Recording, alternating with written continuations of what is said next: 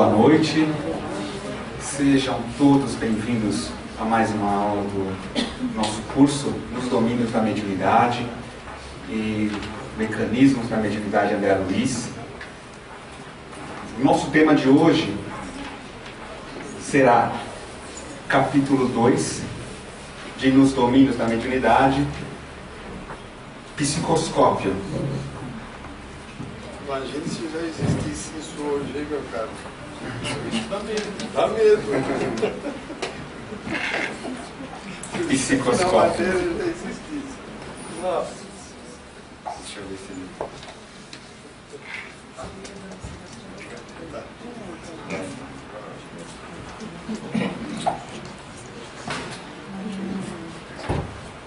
Agora, apenas para fazer uma retomada do último momento do nosso estudo de semana passada, o qual será útil para o início de hoje desse estudo. Nós apresentamos que sobre o átomo, a excitação do átomo a partir de uma energia externa, e vimos que, como André Luiz cita que os átomos mentais, eles obedecem às leis apresentadas na física quântica, nós apresentamos aqui, por exemplo, o elétron em torno de um núcleo, e para que ele sofra um salto quântico, ou seja, absorva uma energia e passe para um nível mais energético, é necessário um estímulo. Esse estímulo, esta energia, faz com que o elétron, por exemplo, sofra um salto quântico, ou seja, o átomo absorveu como um todo essa energia, que nós dizemos que ele está num estado excitado, de maior energia, e quando ele volta para o nível anterior, libera luz, libera um fóton.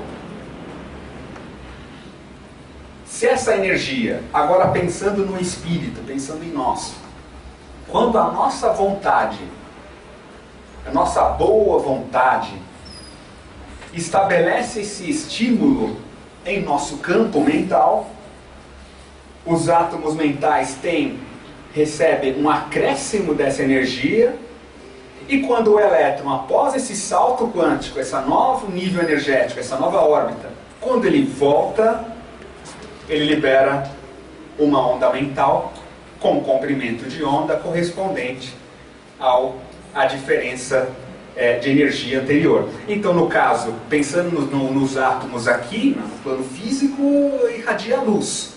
E os átomos mentais vão irradiar uma onda mental, que haverá uma frequência e haverá também uma informação associada.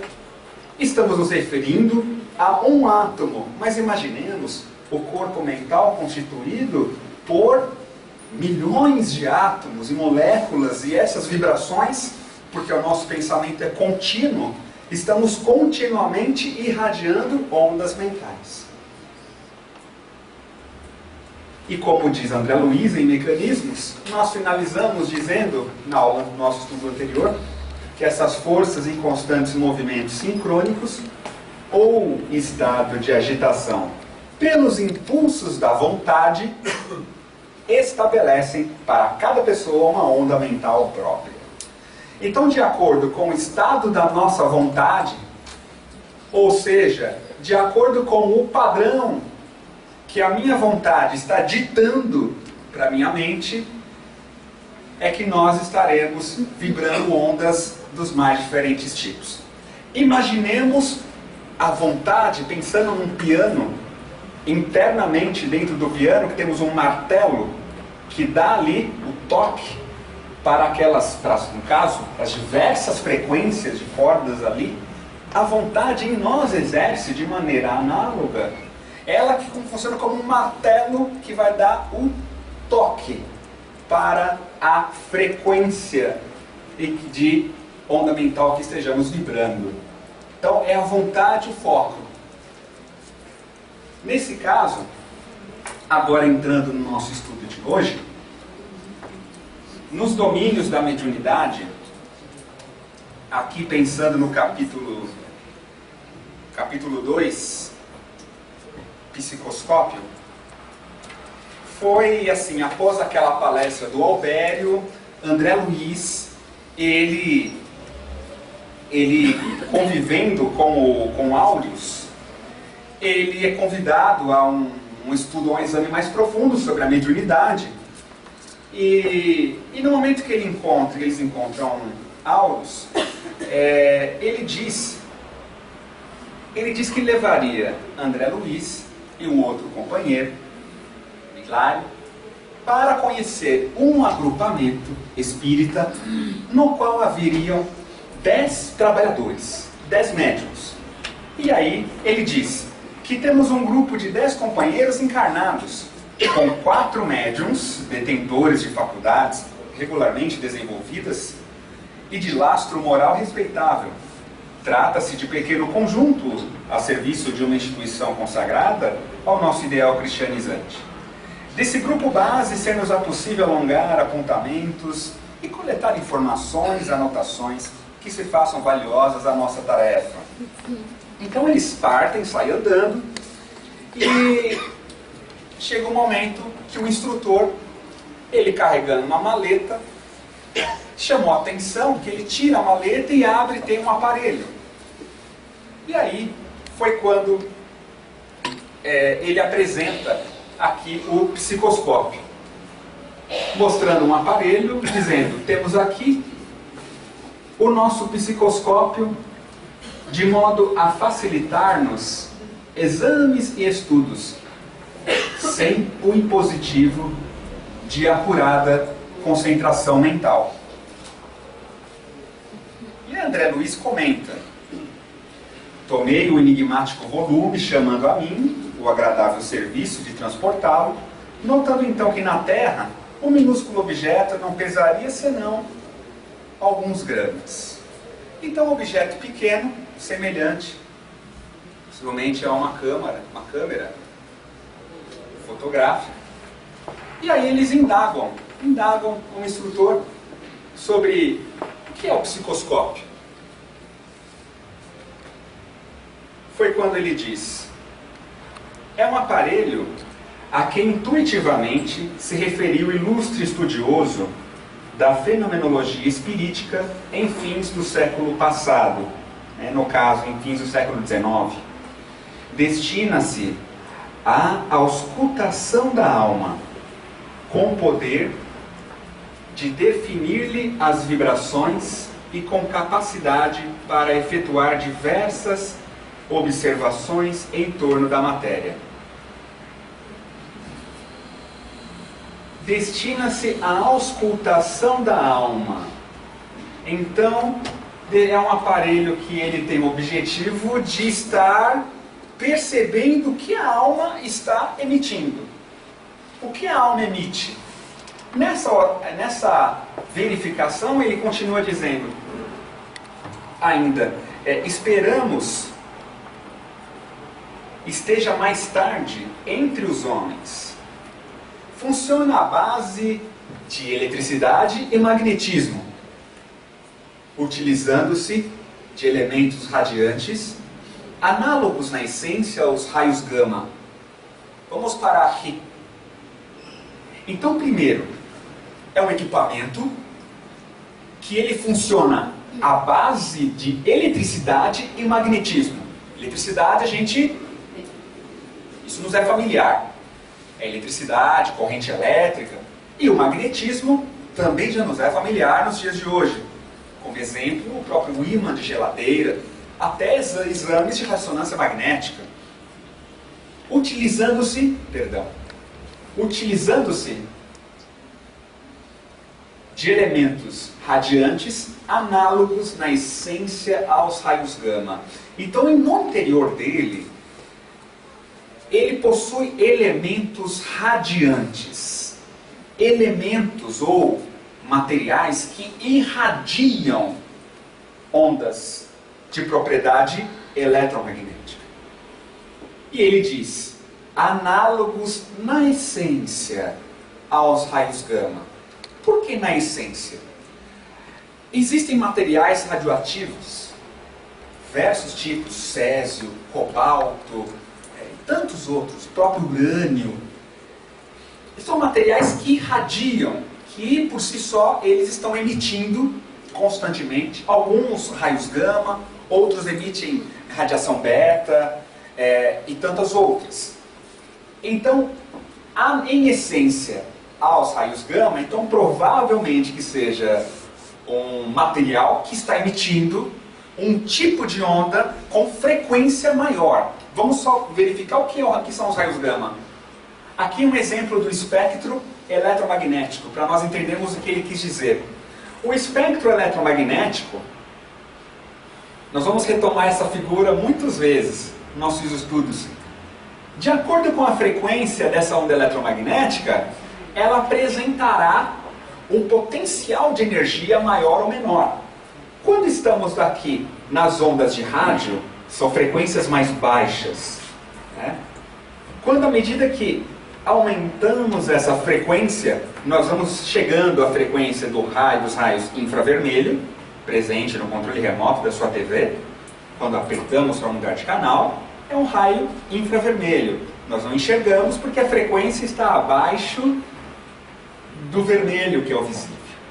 Aumentando mais a frequência, temos essa pequenina faixa do vermelho ao violeta. Acima do violeta, aumentou a frequência ultravioleta e assim partindo para os raios gama e raios cósmicos. Muito bem. Quando no texto ele nos referiu que é um material que em essência, de forma análoga aos raios gama, então os raios gama nós conhecemos. São raios altamente energéticos, inclusive utilizados em muitos tratamentos, com a própria radioterapia, ondas que são de profunda capacidade de penetração no tecido e ao mesmo tempo muita energia. Então quando ele diz nesse sentido, são elementos que vão irradiar uma onda de muita energia. Apresenta com isso também um óculos de estudo com recursos disponíveis para a microfotografia. Então ele consegue também, no ponto de vista microscópico, obter informações daquilo que está sendo visto. Qual é a finalidade desse aparelho psicoscópio? Quando Aulus cita mais adiante dizendo que em nosso esforço de supervisão podemos classificar sem dificuldade as perspectivas desse ou daquele agrupamento de serviços psíquicos que aparecem no mundo. Analisando a psicoscopia de uma personalidade ou de uma equipe de trabalhadores, é possível anotar-lhes as possibilidades e categorizar-lhes a situação. Segundo as radiações que projetam, planejamos a obra que podem realizar no tempo. É um instrumento útil para a equipe espiritual verificar se nós médiums, naquele momento, naquele dia, naquele instante do trabalho, estamos em condição de realizar este ou aquele serviço. Então eles examinam quais são as possibilidades, como estão nossas energias naquele dia, e eles conseguem sem dificuldade, olha, de forma muito fácil, verificar quais são as perspectivas desse ou daquele agrupamento de serviço. Analisam a personalidade da equipe de trabalhadores e verificar se é possível naquele instante a realização de alguns trabalhos de uma determinada obra naquele momento. E aí nós vamos estender para vários tipos de trabalho, seja de obsessão, seja psicografia e tantas outras coisas, conforme a equipe. Porque se naquele dia, por exemplo, nós entramos num grande desequilíbrio emocional, isso tudo nos limita à condição de realizar determinados trabalhos que a equipe espiritual nos apresenta. Até exemplificar disso, não sei se nós falamos, Mas teve um episódio do Chico, no Chico Xavier, para exemplificar a importância do psicoscópio, em que ele, quem conta é Geraldo Lemos, que o Chico estava sentindo algumas dificuldades de dar início ao intercâmbio rapidamente. E aí teve um dia que ele conversou com o Dr. Bezerra e disse: Dr. Bezerra, eu sempre estava com muita facilidade de ter um intercâmbio, de iniciar, mas agora eu preciso fazer um esforço maior na oração e tudo para conseguir estabelecer mais estreito a sintonia, o contato com a equipe espiritual. Aí o Dr. Bezerra disse: Chico, lembra aquela sua vizinha? Você precisa perdoá-la. Não sei se nós contamos essa história aqui. Não. Você precisa perdoá-la. Você precisa perdoá-la, né? A sua vizinha. É aí que ele lembra da vizinha dele. Que não recordamos o nome agora, mas foi o que aconteceu. O Chico tinha um cachorro. E o que aconteceu foi que esse cachorro morreu. Soube que colocaram veneno e o cachorro do Chico morreu, desencarnou. Ele ficou muito triste. E aí, lá pelas tantas, descobriu que foi a vizinha que havia envenenado o cachorro. E aí ele ficou muito triste, muito aborrecido. E foi quando ele passou a sentir algumas mudanças nele mesmo. Lembrou disso. E aí ele pergunta: mas doutor Bezerra, o que eu faço para conseguir mudar isso, curar esse ressentimento, essa mágoa? E aí o Dr. Bezerra diz: olha, o Dr. Bezerra é demais, né? Ele diz assim: Chico, faça algo para ela que a deixe muito feliz. Muito feliz. Aí, poxa vida, além de ser alguém que precisa fazer ela feliz. E aí você saberá, Chico, o que vai acontecer. E aí Chico ficou desesperado e começou a procurar saber o que a dona, sua vizinha, queria, que gostaria de ganhar ou algo assim, deixaria muito feliz. E ela era costureira, ele entrevistou outros vizinhos e descobriu que ela era costureira e gostaria de ter uma máquina de lavar, uma máquina de costura da época, década de 50, daquela Singer, último modelo. E aí ele descobriu que era isso que ele fez, foi lá e comprou a máquina. Comprou a máquina e deu. E no dia foi pedido: você que vai entregar, Chico. Ele sabe, Emmanuel do lado do Chico, né? Você entrega. Ele teve que ir lá. E para ele mesmo. E o que Chico fez?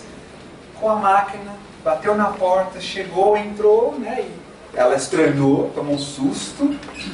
E ela abriu o presente, era a máquina que ela queria. No momento, ela explodiu de felicidade, explodiu de alegria. E naquela explosão de felicidade e gratidão, ondas energéticas dela tocaram o corpo espiritual do Chico. E algumas energias mais densas, mais escuras foram dissolvendo, escorrendo e saindo, drenando.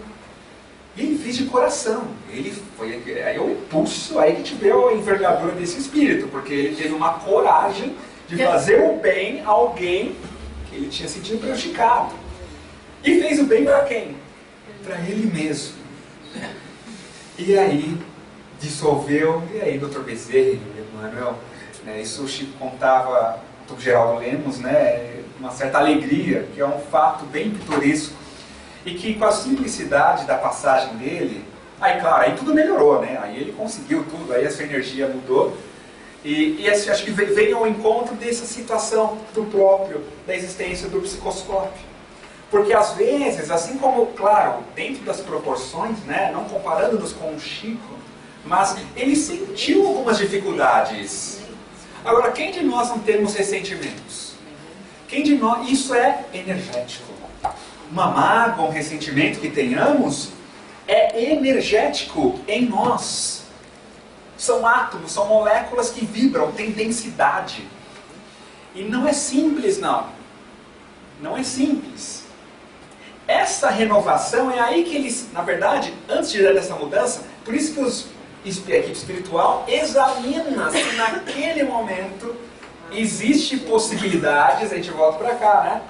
Quais são as possibilidades né, e categorizar-nos a situação. Segundo as irradiações que projetam, se eu estou projetando muita energia de mágoa, pode ser que seja difícil ou ódio, que tipo de frequência terá, e aí como isso pode repercutir no trabalho como um todo. É por isso que os espíritos fazem todo o trabalho necessário, a fim de que nossas irradiações, elas sejam também modificadas nos nossos trabalhos. Aquele que dá o passe, por exemplo, também está renovando suas próprias construções. Então, é um exemplo de funcionamento. Então, nós vamos mostrar algumas imagens. Vamos só prosseguir aqui.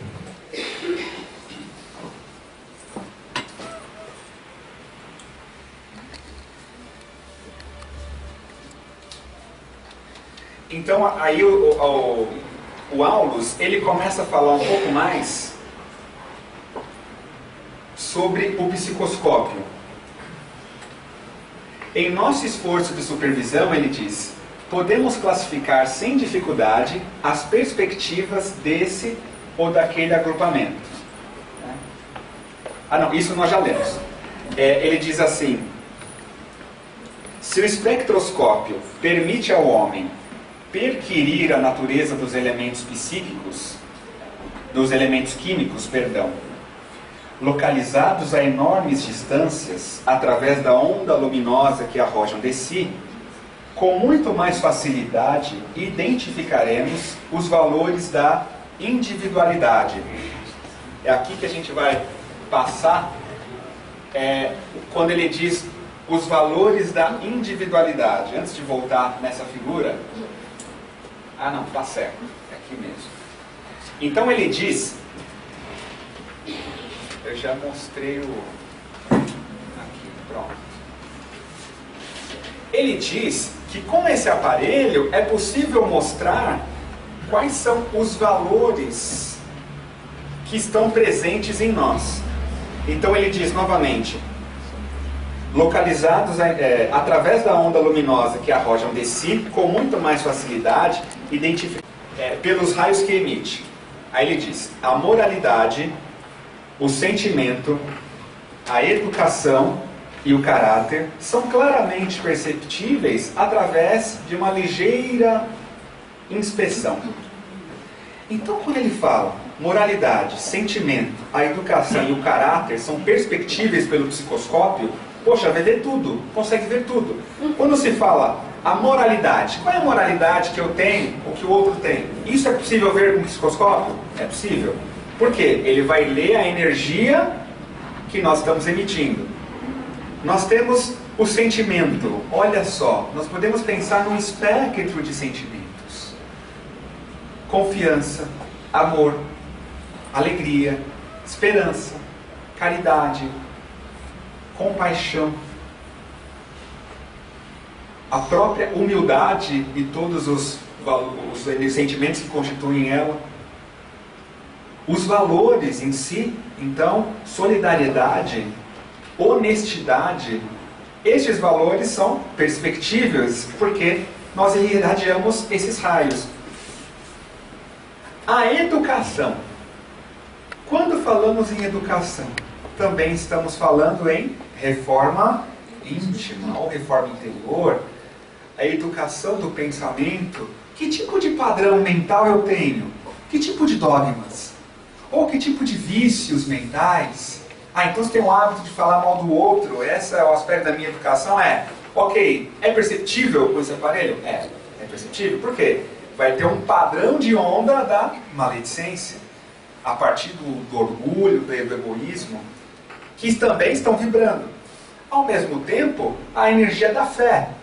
A fé que sentimos, a boa vontade, da mesma maneira é perceptível como foram para eles. Então, com ligeira inspeção, é possível verificar isso. Então, nós trouxemos uma figura só para ilustrar essa parte. É uma figura que ela ilustra como está um espírito, seja encarnado ou desencarnado. E se vocês podem notar, na verdade aqui a imagem original ela é escura. O desenho originalmente é escuro. E aqui é um exemplo de um espírito que está com a sua vibração, a sua vontade enfraquecida, e no momento que esta vontade, né, a boa vontade, ela é acionada, modifica-se a própria coloração dele mesmo, porque é ele quem está aceso. Então, trazendo para nós, se estamos num momento completamente irritados, bravos, com trovoadas, digamos assim, algumas energias, nós vamos estar emitindo um padrão. Então isso é constituído, que é interessante, ainda nos domínios, no prefácio, Emmanuel diz para nós que cada criatura com sentimentos emite raios específicos e vive na onda espiritual que se identifica. Então, nós vivemos na onda espiritual que nós próprios projetamos. Assim é que o halo vital ou aura de cada criatura permanece tecido de correntes atômicas. Então as correntes atômicas sutis é que vão dar a origem da frequência que eu estou projetando, que nós projetamos. Correntes atômicas sutis dos pensamentos, que eles são próprios naquele instante, são deles, que ele formou, ou habituais. Quando falamos em habitual, é o hábito. E o hábito é uma esteira de reflexos, nossos reflexos condicionados em si, e aquilo, ou seja, aqueles atos que eu tenho repetição. Quando a gente tem aqueles hábitos, a repetição, no caso, isso vai caracterizar o hábito. Não é só o hábito ali de sentar sempre na mesma cadeira da mesa, ou no mesmo lado do sofá, mas os hábitos interiores de conduta com o próximo. Quais são os hábitos quando eu recebo uma fechada no trânsito? Como é? Que tipo de reação eu tenho? Automática. Ou, quando eu recebo um elogio ou uma crítica, qual é o meu hábito? Qual é o tipo de reação que eu tenho? Algo característico. É assim que nós vamos percebendo, então, que os hábitos, eles têm conexão plena com as correntes atômicas sutis. E aí quando Pedro pergunta para Jesus, mas mestre, eu devo perdoar os meus irmãos até 7 vezes, tudo bem? Pedro na sua simplicidade, ingenuidade, não sei, ele era autêntico. Ele perguntou, mestre, 7 vezes está bom? Né? E Jesus diz, não apenas 7 vezes, mas 70 vezes 7 vezes. Nós sabemos que nessa resposta, Jesus convida a Pedro a criar o hábito de perdoar. Não é só perdoar 70 vezes 7 ou sempre. Não, ele quis dizer também, crie o hábito de perdoar. Quando nós criamos um hábito, aqui o perdão se estabelece automaticamente. Até passarmos a algum momento nem nos sentirmos ofendidos diante de um agressor. Porque às vezes a pessoa não teve nem a intenção de nos ferir. Ela agiu assim porque ela está acostumada. Só que naquele dia, éramos nós que estávamos ali na frente dela. E aí a gente se sente às vezes ressentido ou magoado. E aí é que nossas energias, algumas delas, naquele momento em especial, tende a ter uma textura mais densa. Só que no momento que aplicamos o pensamento no bem e a participação ativa da vontade, naquele instante ocorre a mudança de boa parte da nossa vibração. Alguns de nós podemos pensar, André, como fazer para chegar? Quanto tempo demora do estado da esquerda para o estado da direita? Quanto tempo demora para transitar daqui para lá? Encarnação inteira? Não. Aqui é a participação da vontade. Se nossos ideais nobres estão acionados, se a nossa intenção no bem é acionada, nós renovamos muitas energias. Evidente que algumas delas podem permanecer escuras, como ocorreu com o Chico. O Chico precisou o quê? Uma atitude para perdoá-la. Uma atitude para renovar toda a vibração que ele estava sentindo. Então, muitas vezes para nós, a necessidade de renovar, acho que na verdade para todos nós, não há como sem a prática da caridade. E a caridade, como entendia Jesus, nesse sentido, ela tem repercussão energética em nós. Como Jesus entendia a caridade? Benevolência para com todos, todos. Não só com aqueles que gostam da gente, mas com todos. Indulgência com a imperfeição alheia. E perdão das ofensas. A indulgência é um procedimento interior de mudança aqui. No sentido de aquele que estiver sem pecado, lhe atire a primeira pedra. O perdão das ofensas é esse ato de caridade, de renovar-se diante da situação. Isso tem... Então a caridade e a mediunidade estão atreladas? Sim. Por quê? Porque a caridade é que dá a renovação das nossas energias, e com isso teremos outros novos tipos, novas frequências de sintonia com as pessoas ou entidades com as quais trabalhamos. E é esta caridade moral que vai dar a energia, a mudança energética para nós vibrarmos um novo padrão energético, uma nova frequência. Não há como escapar da caridade. É lei. Não há como. É o único caminho. Fora da caridade não há como nos salvarmos das próprias energias menos felizes que nós criamos, seja em outras vidas ou seja agora mesmo, no convívio em família, no convívio no grupo espírita. É por esse sentido que no momento, aí nós vamos prosseguir, é por isso que André Luiz, no momento em que André Luiz, Aulus, eles chegam no grupo espírita, André Luiz ele fica espantado, porque ele vê uma coisa linda naquela mesa, de médiums, aquela roda, uma coloração fantástica. E aí ele afirma, ele faz uma pergunta.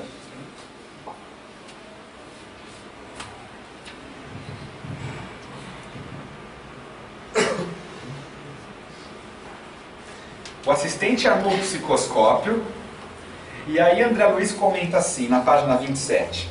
Detive-me na contemplação dos companheiros encarnados, que agora apareciam mais estreitamente associados entre si pelos vastos círculos radiantes que lhes nimbavam as cabeças de opalino esplendor.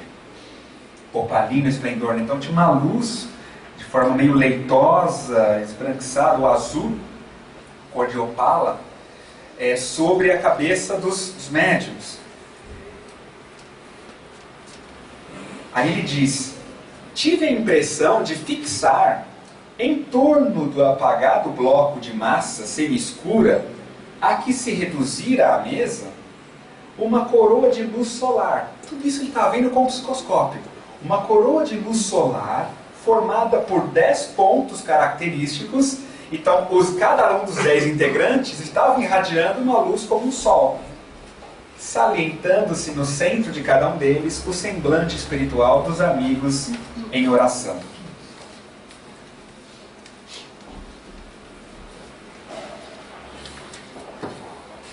E aí ele vai e continua comentando. Desse colar de focos dourados, alongava-se extensa faixa de luz violeta, que parecia contida numa outra faixa de luz alaranjada, a espraiar-se em tonalidades diversas, que de momento não pude identificar, de vez que a minha atenção estava presa ao círculo dos rostos fulgurantes. Então cada médium irradiava uma cor, uma luz extremamente forte e bela. Reparei que sobre cada um deles se ostentava uma auréola de raios quase verticais, fulgentes e móveis, quais se fossem diminutas antenas de ouro fumegante.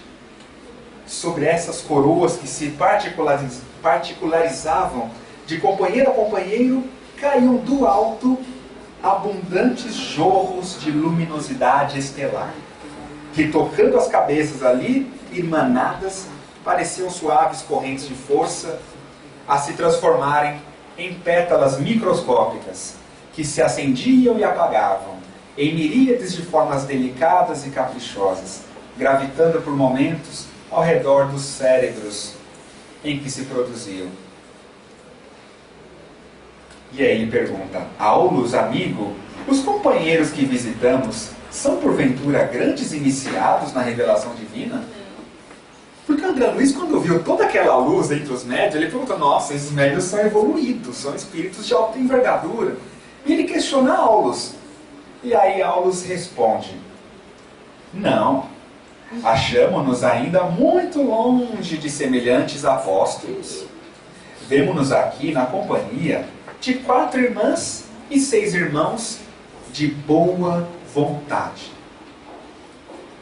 Boa vontade. Naturalmente, André Luiz, são pessoas comuns. Comem, bebem, vestem-se e apresentam-se na terra sob o aspecto vulgar de outras criaturas do rameirão carnal. No entanto, trazem a mente voltada para os ideais superiores. Olha a característica, isso me tocou profundamente. Porque eu também pensaria, como André Luiz, que estava no meio de que eram espíritos evoluidíssimos, tanta luz. Mas Aulus responde que, voltando, 4 irmãs e 6 irmãos de boa vontade. Naturalmente, pessoas comuns, como nós. Comem, bebem, vestem-se, apresentam-se na terra sob o aspecto vulgar de outras criaturas na carne. No entanto, trazem a mente voltada para os ideais superiores da fé viva, da fé ativa, a expressar-se em amor pelos semelhantes. Fé ativa a expressar-se em amor pelos semelhantes. Então, quando a nossa fé está ativa, a fé ativa, a vontade de querer, a vontade de fazer o bem, a vontade de auxiliar e a certeza de que é capaz, a certeza que somos filhos de Deus e podemos, essa fé se manifesta pelo amor. Por isso que aí, olha que lindo, porque no Evangelho nós temos um capítulo: fé, mãe da esperança e da caridade. Então a fé, mãe da esperança e da caridade, então a fé, ela é geradora da caridade e da esperança. A fé é mãe de todas as virtudes, também no Evangelho diz. Então aqui ele diz que a fé ativa, ideais superiores da fé ativa. Quais são meus ideais? Quais são nossos ideais? Porque se ele diz fé ativa, é porque a fé de repente, em alguns momentos, pode estar inativa, passiva. Agora, a fé ativa é aquela fé viva, claro, raciocinada, porém também sentida. Essa fé ativa, ela faz com que expressemos um amor pelas pessoas que estão conosco. Então, para amar um inimigo é necessário muita fé. Também a fé ativa. Não digo a muita fé, a fé ativa. Porque temos fé, temos, mas nem sempre a gente aciona o botão dela para ativar. Por isso que Dr. Bezerra pede ao Chico: vá e faça a outra irmã feliz para você perdoar. Porque a fé move montanhas.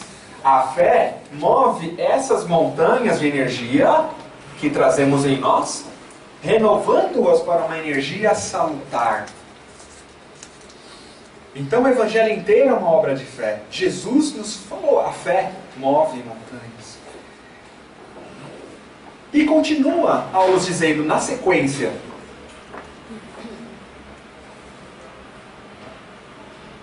trazem a mente voltada para os ideais superiores da fé ativa, a expressar-se em amor pelos semelhantes. Procuram disciplinar-se, exercitam a renúncia, cultivam a bondade constante e, por intermédio do esforço próprio no bem e no estudo, nobremente conduzido, adquiriram um elevado teor de radiação mental. Quando nós lemos essa parte de um receituário, procuram disciplinar-se. Então a disciplina também mental. Disciplina, claro, em todas as situações, mas a disciplina de conquistar aquele hábito no bem também. Exercitam a renúncia. A renúncia. A renúncia, como nos convidou também o Cristo, ela facilita a renovação das nossas vibrações, como aqui na figura, também. É como Jesus diante de Pilatos.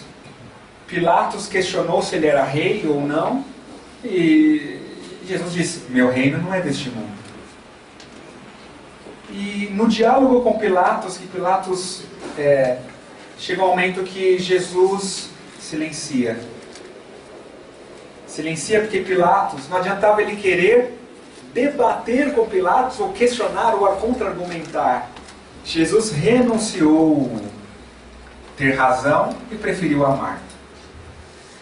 Aquele quem quiser vir após mim, renuncia-te a ti mesmo. Tome a tua cruz e segue-me. Então renunciar a ti mesmo não é deixar de se cuidar, de amar a si mesmo. Pelo contrário, essa renúncia, até tem um livro, Renúncia, fantástico, é renunciar à nossa personalidade de mando, de superioridade, de egoísmo, de vaidade. Renunciar isso em prol do bem. Em prol do bem. Do bem construído em nós. Porque às vezes nós queremos ter razão e na verdade é o momento de amar ou silenciar. Então é a renúncia aos nossos hábitos menos felizes. Maria Madalena dá esse exemplo de renúncia quando ela decide. No livro Boa Nova, foi muito fantástico quando Humberto de Campos apresenta, que ela diz para Jesus: mestre, a partir de agora, renunciarei a todos os prazeres do mundo e me dedicarei a todos os aleijados, leprosos, adotarei como filhas de meu coração todos aqueles que estiverem no infortúnio e construirei o amor pelo sacrifício. Então, Paulo de Tarso também renunciou o cargo, a superioridade que ele tinha na época, renunciou em favor do Cristo. Até dizer no final da vida: eu vivo, mas não sou eu mais quem vivo, é o Cristo quem vive em mim.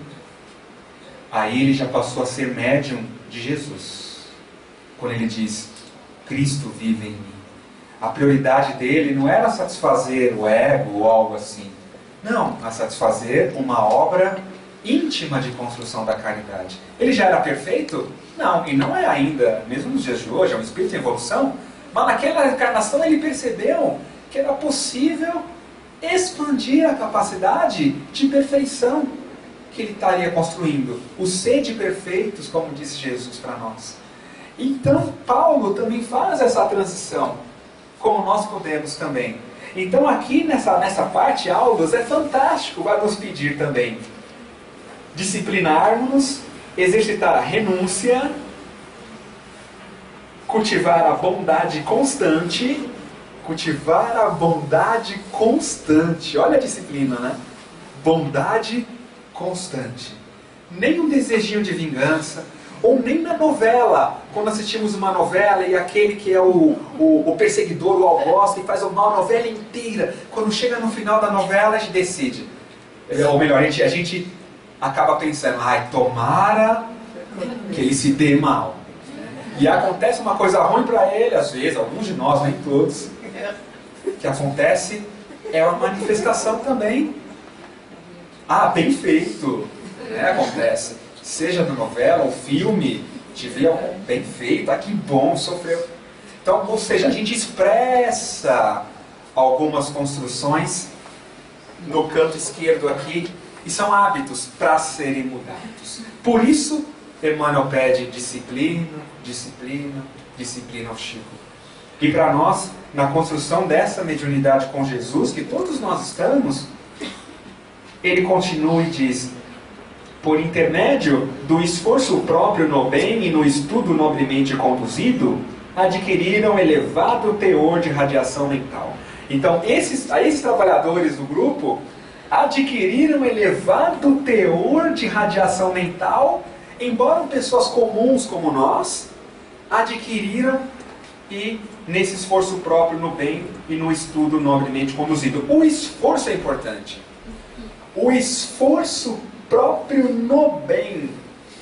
Às vezes não conseguimos no momento fazer aquele bem que queríamos, mas eu estou no esforço? Estou me empenhando? Sim. Esse empenho também vai caracterizar frequências elevadas na onda mental. Então, para essa radiação mental elevada, são esses requisitos que aqui na página 28, Aulus informa. E aí a gente parte para o final aqui do nosso estudo, porque na parte final teve algum momento que ele diz, o Aulus coloca que na Terra nós teremos sim o psicoscópio, aí voltando à nossa conversa do início, né? Que nós teremos na Terra o psicoscópio e ajudará muito tratamentos psiquiátricos, toda a parte de tratamentos psicológicos, vai ser muito mais rápido o diagnóstico de algumas patologias ou situações, né? E nesse caso,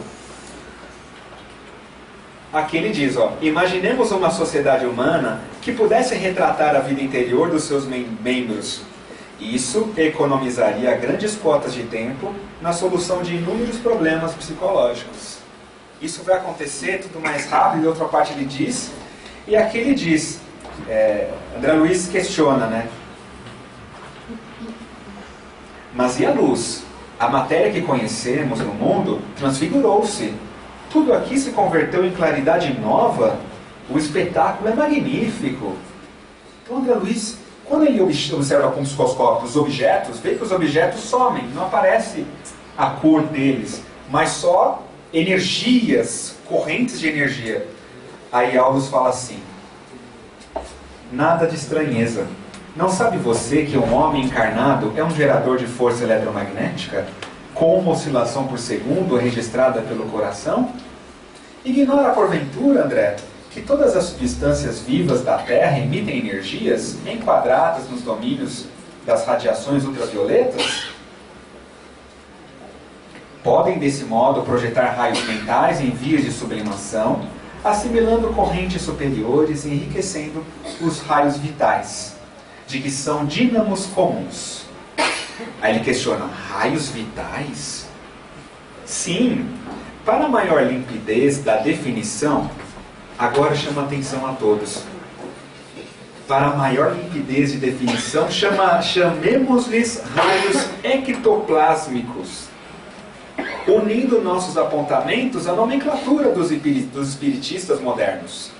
Então esses raios vitais são, né, o ectoplasma. Os raios ectoplásmicos ele chamou aqui. E ele diz, esses raios, ou seja, esse ectoplasma, é peculiar a todos os seres vivos. É com eles que a lagarta realiza suas complicadas demonstrações de metamorfose. E ainda na base deles que se efetuam todos os processos de materialização mediúnica, porquanto os sensitivos encarnados que os favorecem libertam essas energias. com mais facilidade. Todas as criaturas, porém, guardam-nas consigo, emitindo-as. Isso eu não sabia, isso é interessante. Todas as criaturas, porém, guardam-nas consigo, emitindo-as em frequência que varia em cada uma. Então os raios ectoplásmicos têm frequência. O ectoplasma, como ele diz aqui, apresenta uma frequência também, frequências diferentes. Então ele diz, emitindo-as em frequência que varia em cada uma, de conformidade com as tarefas que o plano da vida lhes assinala. O estudo da mediunidade, André, repousa nos alicerces da mente com seu prodigioso campo de radiações. A ciência dos raios imprimirá em breve grande renovação aos setores culturais do mundo. Aguardemos o porvir. E aqui ele encerra o capítulo. Então o ectoplasma, no caso, apresentam frequências de acordo com o nosso... com a inconformidade com as nossas tarefas, com a nossa moralidade. E últimas palavras é que, estudando aqui no Evolução em Dois Mundos e no Mecanismos, né, no Evolução em Dois Mundos fala sobre as mitocôndrias. As mitocôndrias, elas absorvem essa energia da moralidade. Isso vai influenciar no próprio metabolismo, síntese de ATP, etc. Né? Então o ectoplasma, acho que acreditamos que não é possível, como será possível um psicoscópio vir à Terra? Né? Com certeza, a medição do ectoplasma, das frequências que nós podemos estar emitindo, talvez fale um pouco sobre o tipo de moralidade que a gente está exercitando naquele momento. E é claro, o estudo na mitocôndria também deve levar algumas evidências, já que no Evolução em Dois Mundos, André também apresenta que ali nas mitocôndrias, as energias, os estados mentais, etc., serão modificados ou decodificados ali de acordo com o aumento ou não da parte da oxidação. Né? Então, a medição disso pode ser que seja próxima. Se Deus quiser. Uma boa noite a todos. Nós encontraremos todos na próxima semana. Se alguém tiver alguma pergunta, eu vou pedir para anotarem, e na semana que vem a gente continua. Daqui 15 dias, tem feriado? 15 dias, é dia 8. Pessoal, só vou dar